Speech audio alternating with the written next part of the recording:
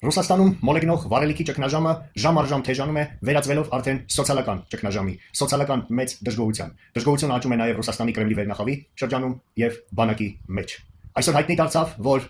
Ղրիմի ռուսական օկուպացիոն իշխանությունները եւ բանակի հրամանատարները հրահանգ են ստացել Կրեմլից շտաբ մինչև հուլիսի 4-ը տարհանել Ղրիմից բոլոր կարևոր տեխնիկան եւ բոլոր կարևոր գաղտնի փաստաթղթերը մինչև վաղը, մինչև հուլիսի 4-ը։ Երեկվա դաժան Կիևի հրթիռակոծությունից հետո Ուկրաինայի նախագահ Զելենսկին խոստացել է դաժան պատասխան արդեն մոտ օրերս։ Պուտինի օրերը հաշված են, Պուտինի շաբաթները հաշված են։ Արագ փոփոխվող մեր աշխարհի այս պայմաններում ռուս-թուրքական միստր Փաշինյան Չարաբաստիկ պրոյեկտը շուտով կփակվի աշխարհի մեծերի կողմից, որովհետև այն այլևս չի